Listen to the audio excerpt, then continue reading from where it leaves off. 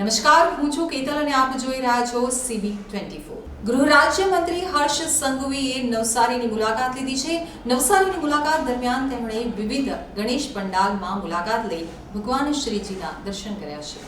ગૃહ રાજ્ય મંત્રી હર્ષ સંઘવીએ નવસારી જિલ્લાની મુલાકાતમાં સૌ પ્રથમ ચીખલીના મજીગામ ખાતે મજીગામના રાજાના દર્શને આવી પહોંચ્યા હતા।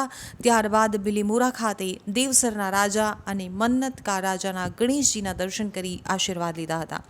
તો નવસારીના હાઈવે નંબર 48 પાસે આવેલા મજીગામના રાજાના ગણપતિના દર્શન કર્યા બાદ ગણદેવી તાલુકાના બિલીમોરા ખાતે સ્થાપિત દેવસરના રાજા અને મન્નતકા રાજાના દર્શન કરી ગણપતિ દાદાના આશીર્વાદ લીધા હતા। ગૃહ રાજ્યમંત્રી હર્ષ સંઘવીએ જણાવ્યું હતું કે ગુજરાતમાં ગણેશ ઉત્સવ એક સાર્વજનિક તહેવાર છે।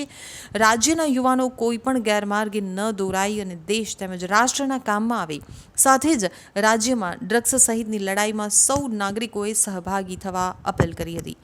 યુવાનોને ડ્રગ્સના માર્ગેથી દૂર કરી તેમના પરિવારે પણ સહયોગ આપવો જોઈએ। જો આવી કોઈ ઘટના બને તો તાત્કાલિક પોલીસનો સંપર્ક કરવો જોઈએ। આ પ્રસંગે ગણદેવીના ધારાસભ્ય અને વલસાડના સાંસદ ધવલ પટેલ પણ તેમની સાથે જોડાયા હતા। આજે ધરમપુર, વલસાડ, બિલીમોરા અને અન્ય જગ્યાઓ પર ગણપતિજીની પૂજા અર્ચના કરવાનો અવસર પ્રાપ્ત થયો।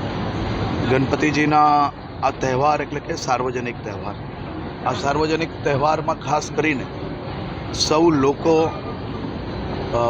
દરેક વર્ષે અલગ અલગ સામાજિક કામો હાથમાં લેતા હોય છે।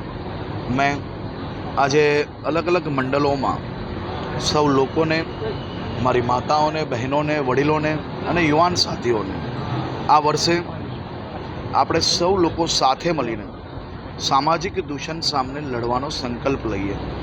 ભગવાનના ચરણોમાં પ્રાર્થના કરીને આ સામાજિક દૂષણોની સામે લડવા માટે સૌ લોકો એકત્ર થઈએ। ડ્રગ્સના દૂષણની સામે લડવાની જવાબદારીઓએ માતાઓએ, બહેનોએ બધાએ હાથમાં લેવી જોઈએ। આપણા ગામમાં, આપણા નગરમાં, આપણા ફળિયામાં ક્યારેય આ પ્રકારનું દૂષણ ના ઘૂસે તે માટે સૌ લોકોએ ચોકન્ના રહેવું જોઈએ। સૌ બહેનોએ, માતાઓના આશીર્વાદ પ્રાપ્ત થયા અને ખૂબ જ બધી બહેનોની આંખોમાં એક સંકલ્પ અને મક્કમતા નજરે પડતી હતી।